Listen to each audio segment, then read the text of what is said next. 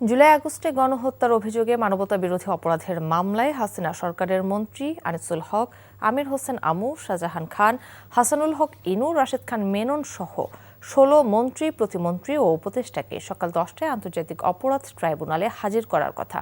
এই মুহূর্তে সেখানে আছেন স্পেশাল করেসপন্ডেন্ট হাসান জাবেদ। সরাসরি যাচ্ছে তার কাছে।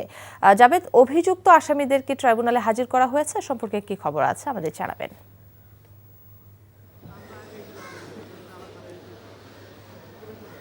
হ্যাঁ, আর অর্থাৎ কিছুক্ষণ আগে কিন্তু আমরা দেখতে পেয়েছি যে কাশিমপুর কারাগার থেকে এই মামলার যে আসামি, সাবেক পররাষ্ট্রমন্ত্রী এবং দীপুমণি, ডাক্তার দীপুমণিকে ট্রাইব্যুনালে আনা হয়েছে। অন্য আসামিদেরকে এখনও আনা হয়নি। তো আমরা যেটা দেখতে পাচ্ছি যে দীপুমণিকে নামানোর জন্য যে প্রিজন ভ্যানে করে আনা হয়েছে, সেই ভ্যানটি রেডি হয়েছে এবং পুলিশও প্রস্তুত তাকে নামিয়ে আনার জন্য।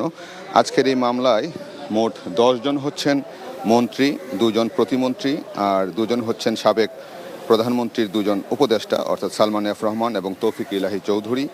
এছাড়া আছেন সাবেক বিচারপতি শামসুদ্দিন চৌধুরী মানিক এবং সাবেক স্বরাষ্ট্র সচিব জাহাঙ্গীর আলম।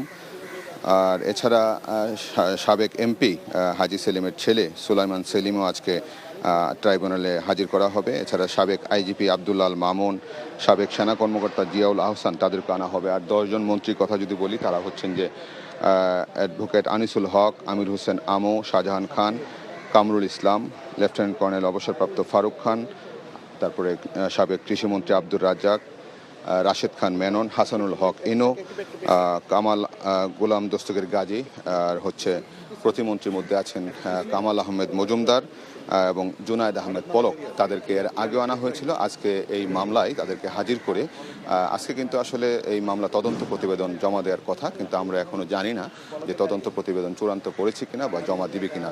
যখন মামলা পরিচালনা করা হবে তখনই আমরা বুঝতে পারবো যে ট্রাইব্যুনালে তারা মামলার যে নির্ধারিত ডেট আজকে তদন্ত প্রতিবেদন জমা দেওয়ার, সেটার জন্য সময় নেবে না জমা দিবে। যদি জমা দেয় তাহলে তো আমরা জানতেই পারবো। তবে আমরা যেটা শুনেছিলাম, এই দেখতে পাচ্ছেন যে দীপুমণিকে ট্রাইব্যুনালের গারদে নিয়ে যাওয়া হচ্ছে। তিনি কাশিমপুরের কেন্দ্রীয় কারাগারে ছিলেন, সেখান থেকে তাকে আনা হয়। আর অন্য আসামিদেরকে এখনও আনা হয়নি এবং আজকে এই আসামিদের আনা উপলক্ষে, হাজির করা উপলক্ষে কিন্তু ট্রাইব্যুনালের গেইটে এবং ট্রাইব্যুনালের ভিতরে নিরাপত্তা ব্যবস্থা জোরদার করা হয়েছে। এবং ট্রাইব্যুনালের গেইটে আমরা যেটা দেখেছি যে তাদের আত্মীয় স্বজনরাও আসামিদের অনেকে ট্রাইব্যুনালের গেইটে উপস্থিত হয়েছেন। তো এই হচ্ছে এখন ট্রাইব্যুনাল থেকে সর্বশেষ। জাবেদ, আপনাকে ধন্যবাদ। দর্শক, ট্রাইব্যুনাল থেকে জানছিলাম মানবতা বিরোধী অপরাধের মামলার খবর। বান্ডেল থাকলে প্রতি সেনমানিতে টাকা বাঁচবে। বিকাশ সেনমানি বান্ডেল কিনে জিতুন প্রতি লেনদেনে।